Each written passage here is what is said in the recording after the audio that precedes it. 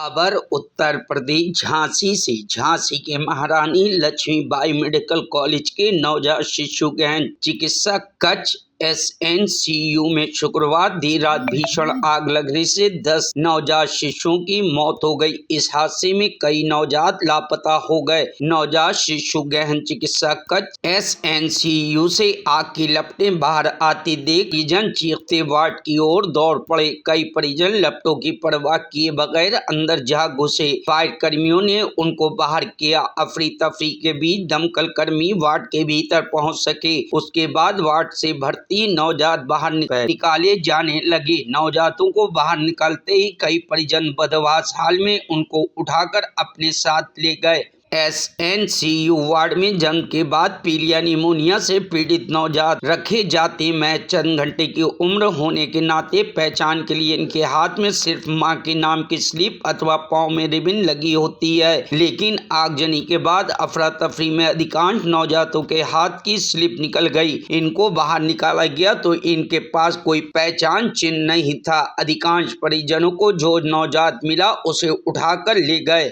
घटना के बाद अस्पताल की बिजली काट दी गई। मोबाइल और टॉर्च की रोशनी में रेस्क्यू किया गया। बच्चों को एनआईसीयू में रखा गया। इसके 2 पार्ट थे।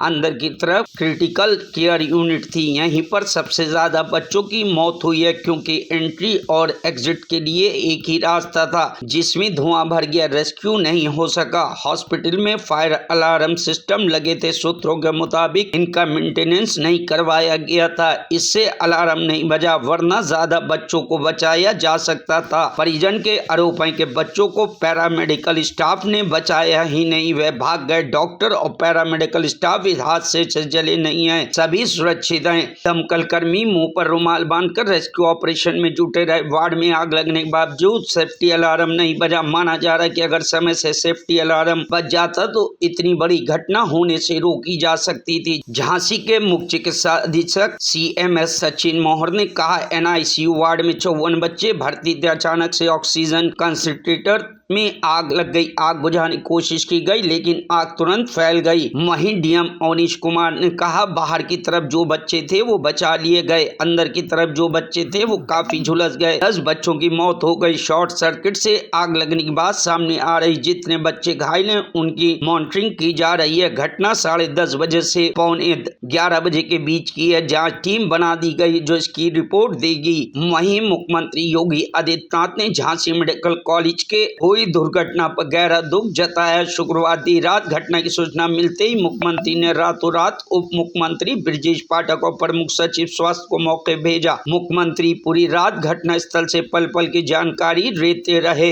मुख्यमंत्री के निर्देश पर घटना में असमय काल कवलित नवजात बच्चों के माता पिता को 5-5 लाख रुपए तथा घायलों के परिजनों को 50-50 हजार रुपए की सहायता मुख्यमंत्री राहत कोष से उपलब्ध कराई जा रही है। मुख्यमंत्री ने झांसी के मंडल आयुक्त और DIG को 12 घंटे में घटना के संबंध में रिपोर्ट देने के निर्देश दिए हैं।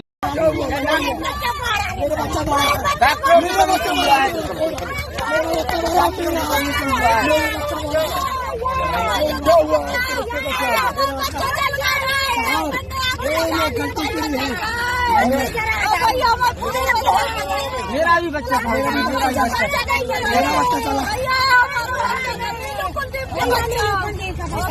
चलिए प्रशासन लगा हुआ है।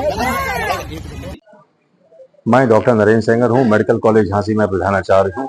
आज मेडिकल कॉलेज झांसी में बड़ी दुखद घटना हो गई है। यहाँ के जो निक्कू वार्ड है, निक्कू वार्ड में आग लग गई। शॉर्ट सर्किट होने की वजह से आग लग गई थी, जिसमें 25 बच्चों का यहाँ पर इलाज चल रहा है। 16 बच्चों का मेडिकल कॉलेज में इलाज चल रहा है।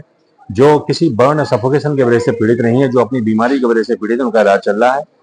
4 बच्चों का बक्सर में इलाज चल रहा है और 3 बच्चों का किसी एक हॉस्पिटल में इलाज चल रहा है। एक बच्चे का जिला अस्पताल में इलाज चल रहा है। एक बच्चे का यहाँ से डिस्चार्ज हो चुका है। जो बच्चों को जिन बच्चों का इलाज चल रहा है वो पूर्ण रूप से सुरक्षित है। उनमें कोई बर्न इंजरी नहीं है, उनमें कोई सफोकेशन की इंजरी नहीं है और उनका समुचित इलाज किया जा रहा है। जो वहाँ पे मौके पे जो स्टाफ उपस्थित था मेडिकल कॉलेज के एनआईसीयू में जो स्टाफ उपस्थित था, उसके द्वारा जो प्रथम दृष्टया तथ्य आए हैं उसमें लगभग 10:30 से 10:45 के बीच में जो एनआईसीयू है उसमें 2 चरण में NICU है, एक बाहर की यूनिट और एक अंदर की यूनिट। जो कम क्रिटिकल होते हैं वो बाहर की तरफ रहते हैं, जो ज़्यादा क्रिटिकल होते हैं वो अंदर की तरफ रहते हैं। तो जो अंदर की यूनिट है उसमें संभवतः शॉर्ट सर्किट से आग लगी, और उसके बाद जो बाहर की तरफ बच्चे थे वो लगभग सभी बचा लिए गए हैं, और अंदर के जो बच्चे थे उसमें से भी काफ़ी बच गए हैं। प्रथम दृष्टया अभी 10 बच्चों की मतलब एक्सपायर होने की सूचना प्राप्त हो रही है, और बाकी बचाव कार्य जारी है। और पूरा समय रहते जो टीम थी वो लोग पहुँच गई थी, आग की और रेस्क्यू की टीम, और उनके द्वारा सभी लोगों को बचा, काफ़ी बच्चों को गंभीर रूप से घायल अभी उसका वो चल रहा है उपचार सभी का। जो गंभीर रूप से घायल है उसकी अभी हम लोग टेक केयर कर रहे हैं, कितने हैं उसकी सब सूची बना। आग लगने के प्रथम दृष्टया कारण जो वहाँ पे स्टाफ ऑन ड्यूटी था उसके द्वारा यही बताया गया कि शॉर्ट सर्किट स्पार्क हुई अंदर वाली यूनिट में प्रथम दृष्टया। इसके लिए एक जांच कमेटी कमिश्नर सर और DIG सर के उसमें बना दी गई है, जिसके संबंध में किया है चिकित्सकों से, नर्सेज से, पैरामेडिकल स्टाफ से। हमारे स्टाफ ने, चिकित्सकों ने बहुत बहादुरी के साथ बच्चों को बचाने का काम किया है।